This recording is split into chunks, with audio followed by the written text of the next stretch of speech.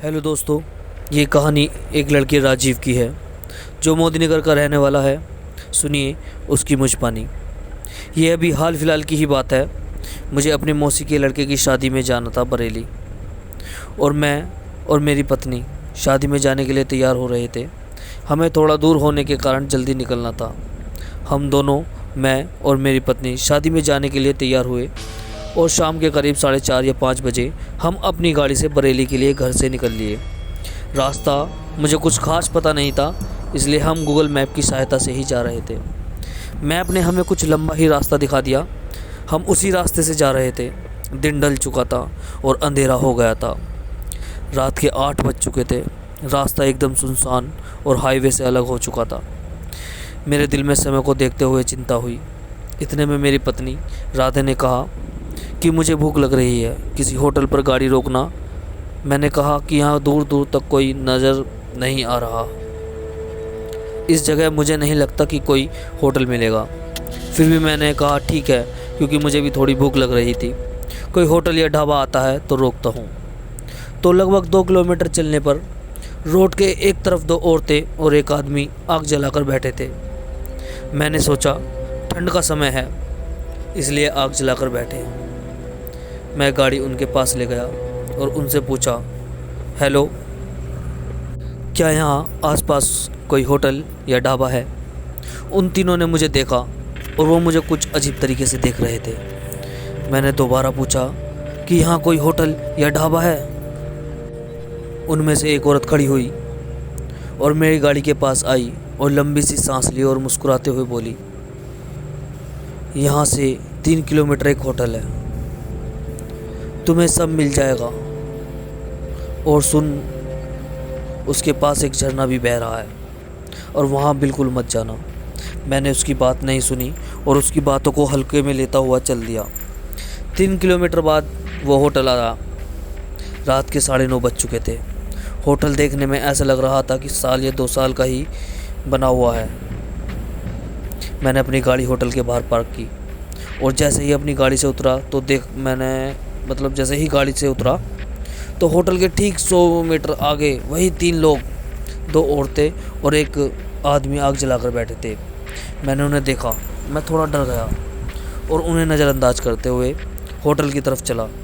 अचानक मेरी नज़र फिर वहीं गई, लेकिन वहाँ कोई नहीं था। मैंने सोचा शायद मेरे मन का वहम हो। हम होटल के अंदर चले गए। होटल कुछ अजीब सा लग रहा था। होटल बहुत बड़ा था, लेकिन सिर्फ 3 ही लोग थे, एक मैनेजर, 2 वेटर। हमने खाने का ऑर्डर दिया। लगभग 20 मिनट बाद हमारा ऑर्डर आया और हम खाना खाने लगे। खाना खाते खाते हम दोनों एक दूसरे को देख रहे थे, मानो ऐसा लग रहा था कि हमारा मन ही ना हो यहाँ से जाने का। अचानक मुझे प्रेशर लगा।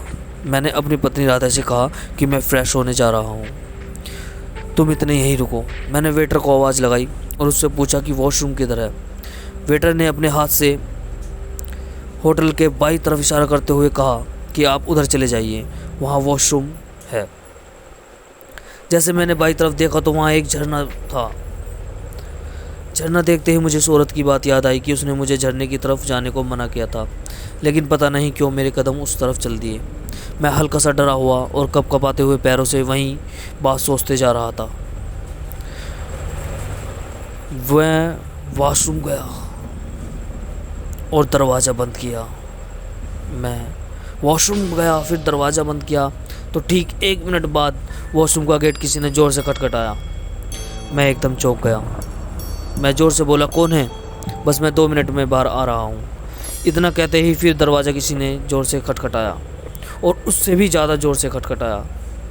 इस बार मुझे गुस्सा आ गया। मैं जल्दी से फ्रेश होकर जैसे ही बाहर आया तो वहाँ कोई नहीं था। मैं बहुत बुरी तरह डर गया था। अचानक मैंने वहाँ किसी औरत को भागते हुए देखा। उसकी पायल की आवाज़ छम छम छम मेरे कान में चुभ रही थी। मैं बिना हाथ धोए वहाँ से भागा और उसी झरने की तरफ पहुँचा तो वहाँ का नज़ारा देखकर मेरे होश उड़ गए। मैं डर की वजह से काँपने लगा था। शरीर ठंडा पड़ चुका था। मैंने देखा कि फिर से वही 3 लोग, 2 औरत और एक आदमी झरने के पास आग लगाकर बैठे हैं। उन दो औरतों में से एक वही औरत थी जिसने मेरे बाथरूम का गेट खटखटाया था। मैं समझ गया था कि यहाँ कुछ गड़बड़ है। मैंने डरती और कपकपाती आवाज़ में उस औरत से पूछा कि तुम ही ने मेरा गेट बजाया था ना? वो औरत तुम ही हो ना? और वो औरत बैठी बैठी हवा में मेरे पास आई और बोली, तेरा परफ्यूम बहुत अच्छा है, तेरे शरीर की खुशबू मुझे यहाँ लेकर आई है। इतना कहते ही वो मुझे घूरने लगी और वो धीरे धीरे भयानक और भयानक होती जा रही थी। मैं सुन पड़ चुका था, मैं हिल नहीं पा रहा था, मैं बेहोश सा हो रहा था, मतलब धीरे धीरे बेहोशी की हालत में जा रहा था। और धीरे धीरे मेरे शरीर से मेरे सीने की खाल छूटती जा रही थी। फिर मुझे हल्की हल्की आवाज़ आई कि जैसे कोई भागता हुआ मुझे बचाने आ रहा है।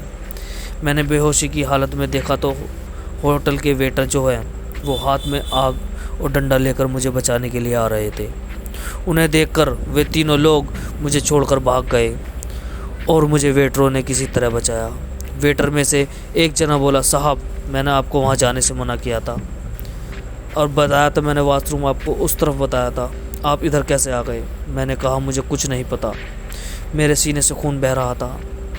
वो मुझे होटल ले गए, वहाँ मेरे सीने पर दवाई लगाई। उस दिन बस वेटर ने भगवान का रूप लेकर आया था जो मैं बच गया। मेरी पत्नी इतनी डर चुकी थी, उसने आज तक मुझसे इस हादसे के बारे में नहीं पूछा। तो दोस्तों बताइए कहानी कैसी लगी? अगर आपको जरा सी भी अच्छी लगी हो तो प्लीज़